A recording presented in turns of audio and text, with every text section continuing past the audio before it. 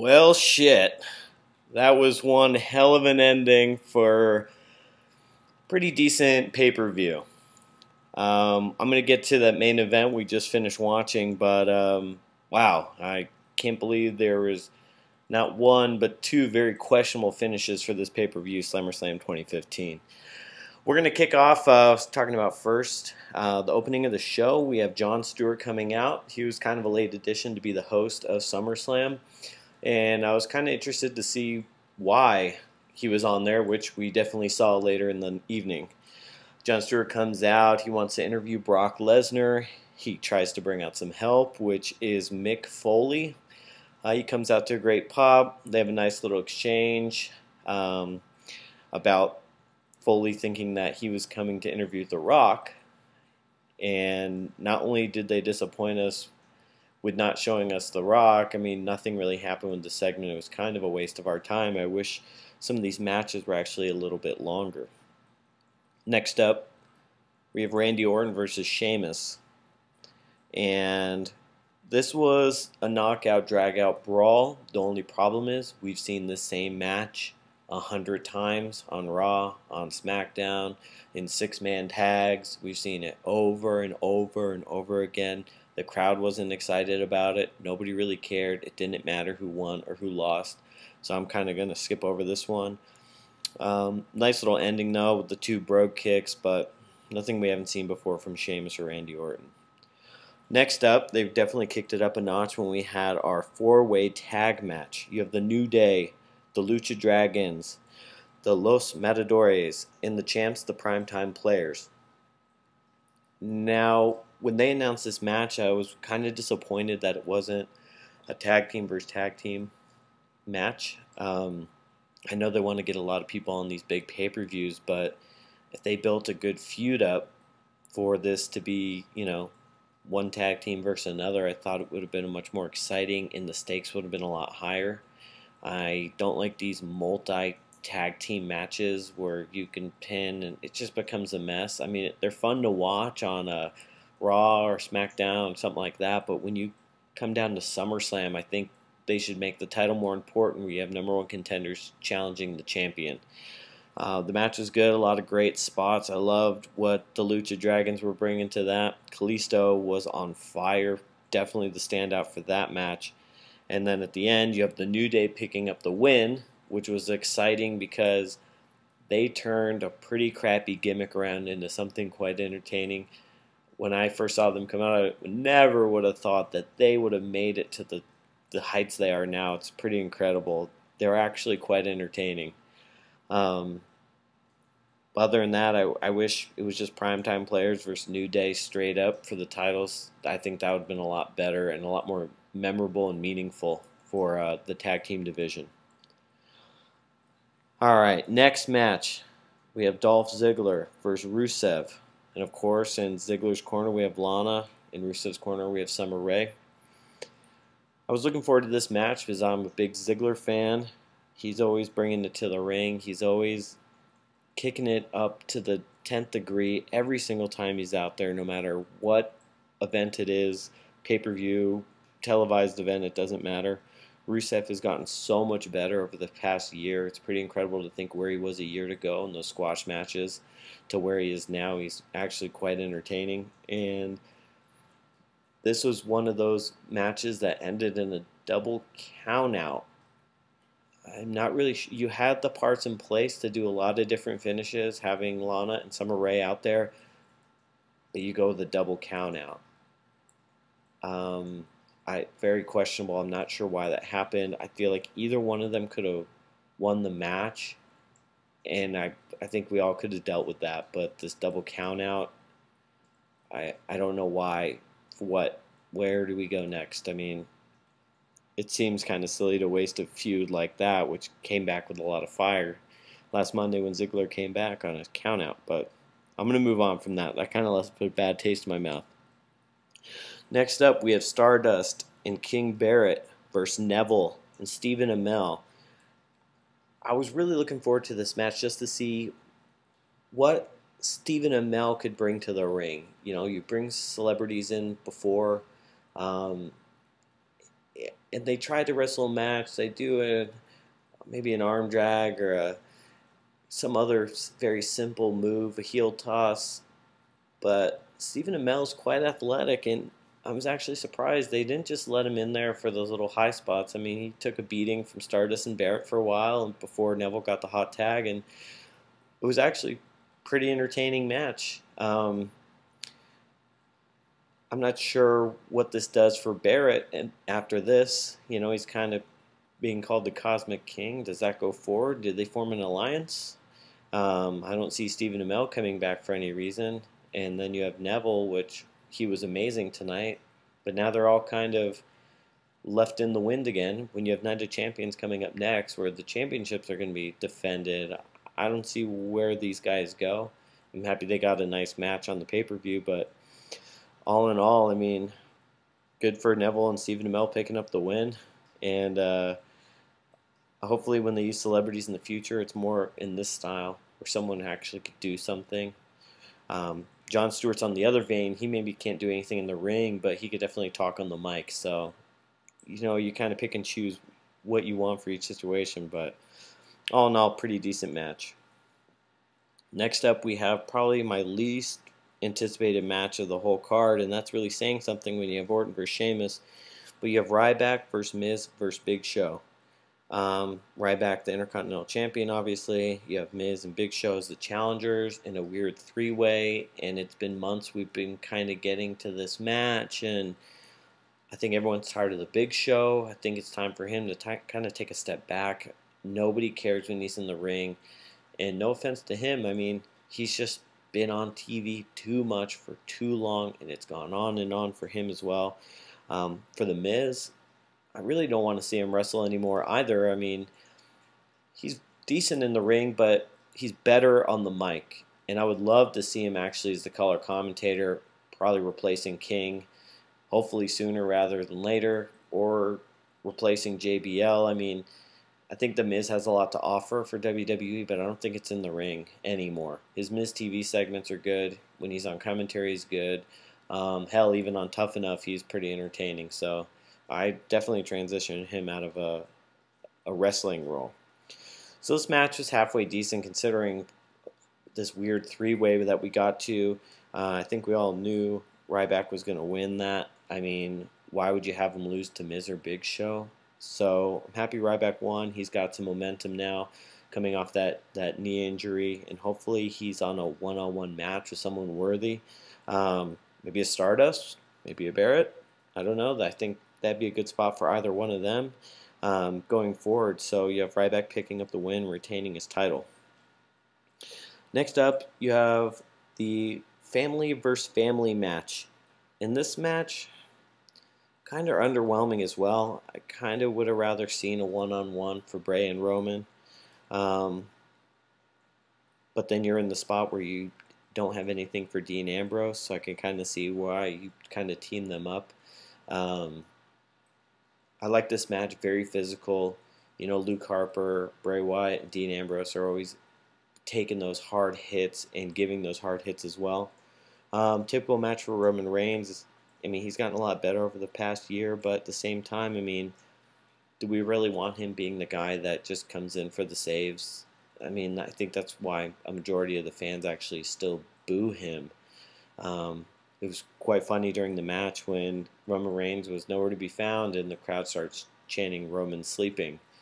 And that's how it really felt, because Dean Ambrose is doing all the heavy lifting in the match. I think they should have had Roman Reigns get beat down the whole match and have Dean Ambrose make the save. And maybe it would have shown some more heart from Roman Reigns instead of the other way around, which I think this makes Dean Ambrose more of a fan favorite because he's doing all the heavy lifting in the match. There was talk about a heel turn in this match. I was really hoping something would happen. I mean, it ended up with Roman Reigns and Dean Ambrose picking up the victory. It's another match. What next? I mean, what are we doing going forward? Do they go their separate ways? Do we have a rematch at Night of Champions? I don't know. I mean, it was kind of hitting like a dead end, and I guess we'll see what happens. Hopefully, I was hoping that something would change in that dynamic of those groups so that we could have something going forward that wasn't just us being there. So all in all, I'd like the match, but another one that could have happened on Raw or SmackDown. Next up, which was quite surprising for me because, we still had over an hour and a half left of SummerSlam. We have John Cena versus Seth Rollins. This was the match I definitely was most concerned about watching. I have nothing against John Cena. He's granting his 500th Make-A-Wish, and that is great. But as far as entertaining me on the TV show, I'm tired of him. I don't want to see him anymore. He doesn't do anything new. I mean, yeah, he gets the kids happy. But as we saw in NXT TakeOver last night, it's a lot more exciting when the real fans are in the arena, chanting nonstop for every match. That's something we did not have here. So when you have John Cena keep rolling and rolling through people, you could see, yeah, you sell some armbands and headbands, but you don't rally your base. You don't get the core fans excited, and those are the ones that get other people watching. So I was really concerned about watching this match. When Rollins came out in all white, I thought it was kind of interesting because you have Rollins, the heel, all white. You have Cena, the babyface / heel, in black. I was almost thinking, Cena going to do something in this match? But no. We got the same old from him. The best part of this was that he didn't win. But of course, he couldn't lose cleanly. He had to do the screwy bump the ref finish. So now that I'm thinking about it now, we had 3 screwy finishes on SummerSlam. The bump of the ref would be good for any other match. But for Cena, it's like a cop-out to say, he's our golden goose. And yeah, you beat him, but you didn't beat him fair. So I think Rollins really shined in this match. It seemed like part of the match they were kind of like a step off. They weren't as locked in as they have been in wrestling other people. But I'm really happy Rollins picked up the victory here. I'm not sure why Jon Stewart was the catalyst for that. I guess it'll be semi-entertaining to watch going forward. But after this match and knowing Night of Champions was coming up, I thought to myself, does this mean Rollins defends the U.S. title and the World Heavyweight title separately? Does he defend them together? Does Cena just get a rematch for the U.S. title and someone else gets a championship match? This seems like a big cluster. When they booked this match, I knew it was going to be just it's the most complicated. How do you get out of this without everyone being... It's too complicated. They should have kept them separated. We could have seen 2 matches for the titles at SummerSlam, singles matches. I think that would have been a lot better. So I'm not even going to talk about this match because apparently WWE didn't think it was that important either. I always think to myself, the World Heavyweight Championship should be the main event no matter who's wrestling on the card because that is the top prize that everyone should be going for. Yes, you might have a hot feud with Brock Lesnar and The Undertaker, but the championship should always come first. I was happy, though, that Cena came out first and the real champion came out second. They need to do that more often. I hate when the World Heavyweight Champion comes out first. It doesn't make any sense. You should be making your opponent wait in the ring for you to arrive. Next match, we had our Divas Revolution match. I'm going to go right off and say this, just like the tag team match. Instead of having a one-on-ones, I'm going to call them women. One-on-one women's match for the women's championship, which would have elevated that title and made it a lot more exciting to watch. We have another multi-team tag match. This is a SmackDown match. This doesn't belong on SummerSlam. This is a waste of our time. You're burning through all these great matchups for what? As Bayley and Sasha Banks showed the night before, same thing. They should have been the real main event of TakeOver, and the crowd was really behind it. Translate one night later, you have all these divas in the ring, and the crowd isn't that invested because it's too much. There's too many people in the ring. There's too much going on. That Nikki should have had to defend her title against a #1 contender, or maybe a #1 contender from each team. So you have Nikki, maybe Charlotte or Becky Lynch, and then you have Sasha Banks, Naomi, like some combination like that. This should not have been a team match, elimination match. You had Team Bad eliminated really awkwardly quick. Then you had some kind of good action, but when you have so many different people in there, they can't get in the rhythm. Especially when you have Team Bella, they just don't have that experience. They're always awkwardly getting into moves, getting out of moves, and it doesn't work. Um, I want to see a Bayley versus Sasha type match on the main roster, on a SummerSlam, on the Night of Champions. Hopefully we get a one-on-one match. I'm tired of these multi-divas match. I know there's only one title for the divas.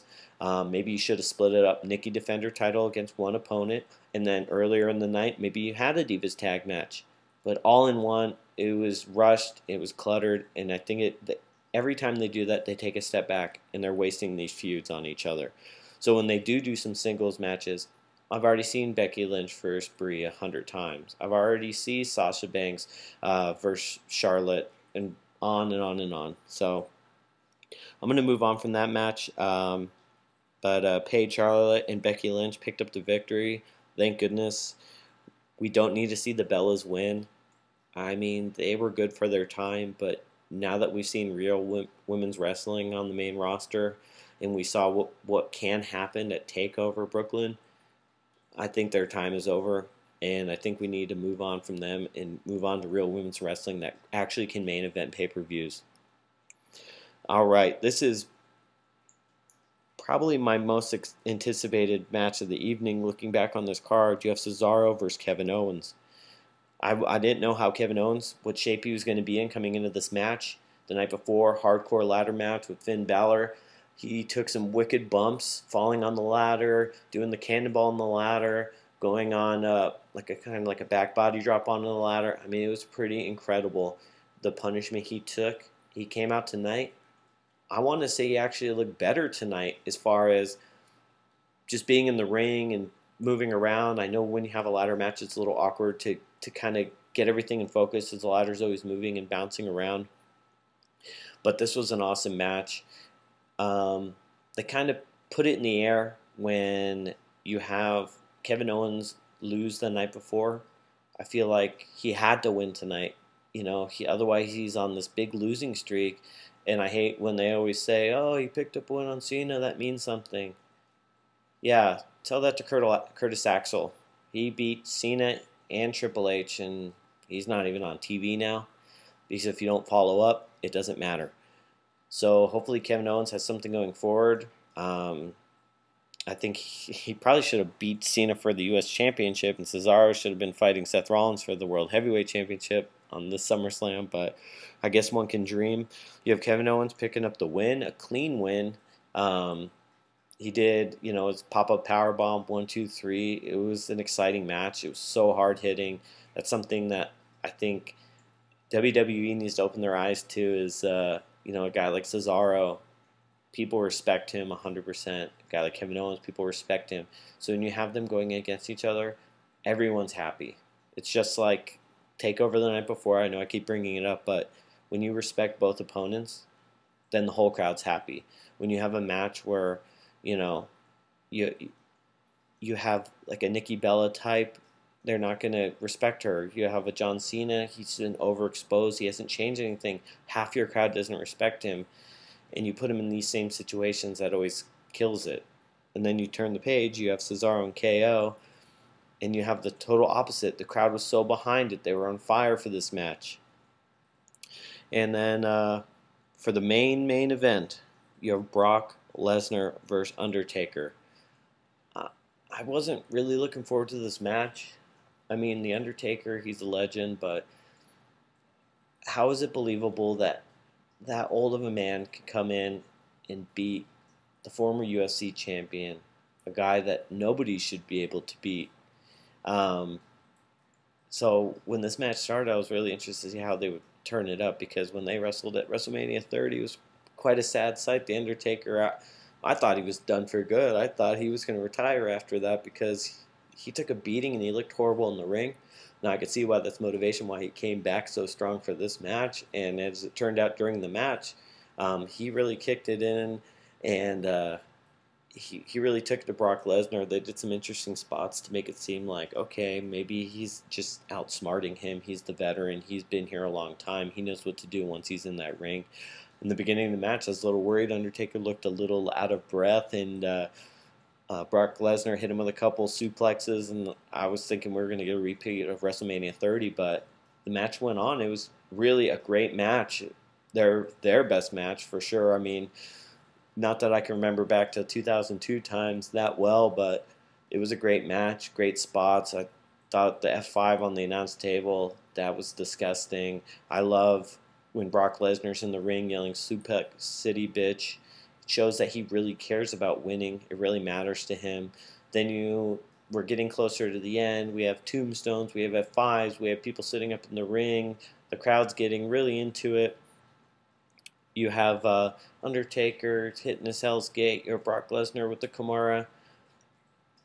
And then the ending happened.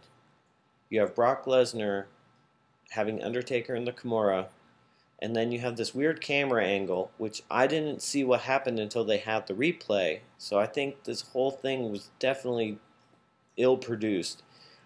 You have the referee going in on the wrong side where he can't see if Undertaker's tapping, and you have him checking to see if Brock Lesnar's shoulders are pinned. Then the bell rings. Okay. He gets up. The referee goes over saying, "What are you doing? Why are you ringing the bell?" He's saying that he was just counting one. He didn't call the match off. And I'm sitting there like, is this for real? Did something bad happen? Is this a work? I don't know. Then you have the setup of Undertaker low-blowing Brock Lesnar again, pulling him back into the Hell's Gate.